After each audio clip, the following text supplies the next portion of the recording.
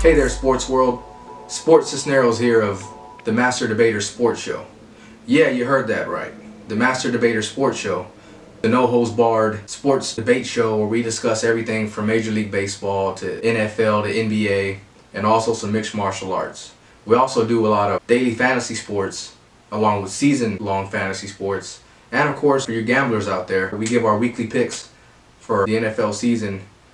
So you should definitely follow us here and follow me here to be up to date with all the latest picks. So one thing that I want to discuss is the Houston Texans. After a very successful 2016 season in which they gave the New England Patriots a run for their money for a half, up until the point where Brock Osweiler basically threw away the game, a lot were very surprised with how they did. And with J.J. Watt returning to the defense, which was already a top 5 defense with him out for the season last year, we expected big things from the Texans in Week 1, especially playing against a very lackluster offense in the Jacksonville Jaguars, who've proven that they're just not very good.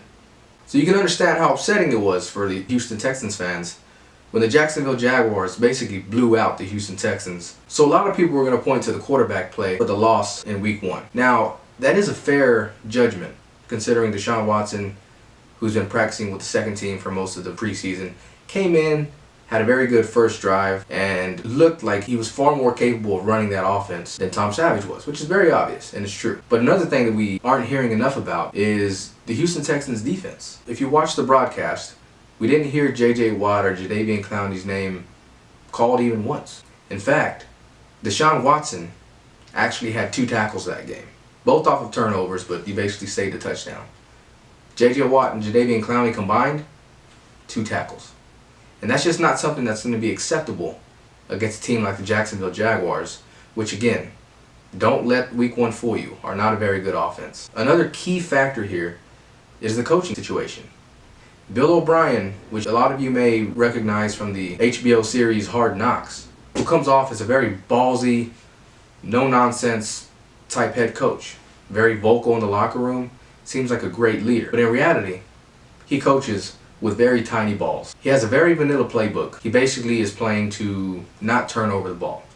He refuses to take risks through his entire period with the Houston Texans. And in my opinion, he's basically Gary Kubiak. He was fired because of a very lackluster, very mediocre, very boring style of offense. Bill O'Brien throws in the Wildcat every now and then to make it seem like he has this next level. But in reality, Bill O'Brien is nothing more than the little brother who mimics the big brother but really doesn't know what the hell he's doing.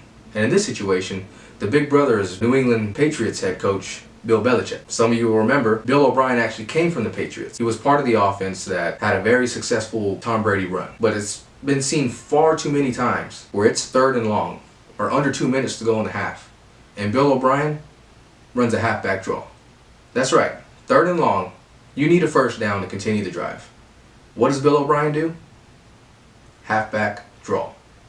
You're going to see it all the time through the rest of the season, because that's just who Bill O'Brien is. He doesn't have any tricks up his sleeve. He will never outcoach the opposing coach. He will simply lead the Texans to a mediocre season until they fire him. So yes, bringing in Deshaun Watson is going to help. He's great at extending plays. He's a proven winner, coming off back-to-back title games with Clemson. But no matter what you put out there, Bill O'Brien is still calling the plays, and that's simply not good enough. I expect the Texans to go a mediocre 8-8.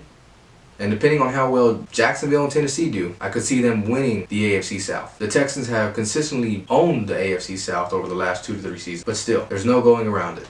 Bill O'Brien is not the leader that this team needs, and they will continue to be mediocre or just 1 or 2 games not good enough with Bill O'Brien calling the plays. I'm Sports Cisneros of the Master Debaters. Again, be sure to follow us here and here for your hottest takes.